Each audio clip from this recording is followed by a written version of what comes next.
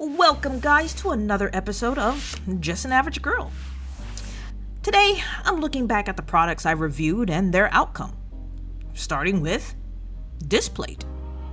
I never imagined metal posters would be a thing. It's one of those, I wish I thought of that and made a business out of it kind of thing. I purchased one over a year ago and it's still fabulous to have. Their website says to hang it on non-textured walls. But thanks to a nifty hack I found on Reddit, I have defied it and it's still holding up to this day. Creality's Endor V3 SE printer. Now, my first printer was the Endor 3 V2, and it's still a fantastic piece of machinery. But I hated having to constantly bed level all the time.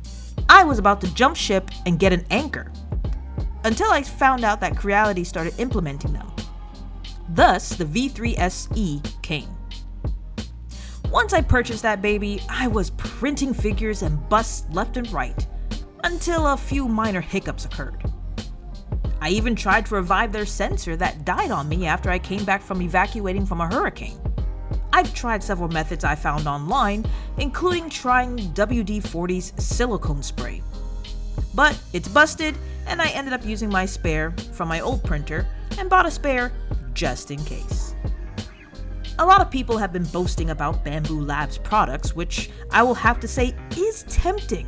I may consider purchasing it just to see what everybody's praising this for, until the next 3D printer comes out that will most likely top this one. Uproot. I have nothing but good things to say about this company. After trying majority of their products, my fur problems are under control. I am curious about their grooming kit and whether Vanilla Bean will let me use it. Should it work, I'll be getting the fur shedding from the source. The Shift Cam Pro Grip. Someone one time asked me if I was still using this brilliant device, and the answer is yes. Yes, I do. I take it with me during my outside excursions. It gives me 2 charges before I have to resort to my battery pack. And even then, depending on what I'm filming, I've never had to use my battery pack. When I'm at home, I use both my old one and this one when I need to film various angles. I resolved the problem that I was having with the strap by getting an attachment that I got from Amazon. And the fact that I have a better hold with it, as well as a wrist rest, to me, this makes it even more beneficial. The Square Rock Commander M1 review. I've enjoyed this device tremendously. It was fantastic when I was using it for gaming, and even now it still holds a charge after I haven't used it for a year. The current problem is that it won't let me connect to my computer anymore, which is the important factor. So I either have to find a way to bypass it, fix it, or toss it. For its time, it was a great item to use, and I wish I was able to explore more of its features. But for now, it's a glorified paperweight. Collecting animation cells. This by far is the review that some people appreciate and others not so much. I wanted to explore the world of owning an animation cell from my childhood, because back in the day, nothing was digitally made. People were painstakingly drawing and painting these cells. In my video, I thought it would be best as extra protection to put more acid-free paper behind an animated cell. Turns out, I was wrong. Like, bring in the pitchforks and torches wrong. Thanks to this YouTuber and other communities online, I was instructed what should be done.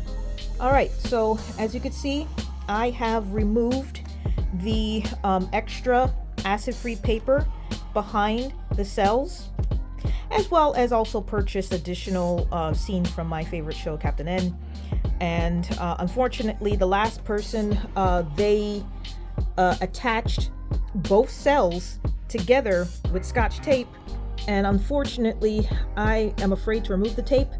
I hope that there is a better way to doing it, so if anyone knows how to, I appreciate any comments below to let me know what I can do to protect the cell from the tape ruining it. And again, like I said, I removed the extra because I misread the instructions online. I thought that it would be considered an extra protection over it. But, again, I'm new to this community, so I appreciate that YouTuber for kindly telling me that what I was doing was wrong, because again, I'm new to this. I'm human. We make mistakes. I'm going to go ahead and bring out the comic book bag that I purchased.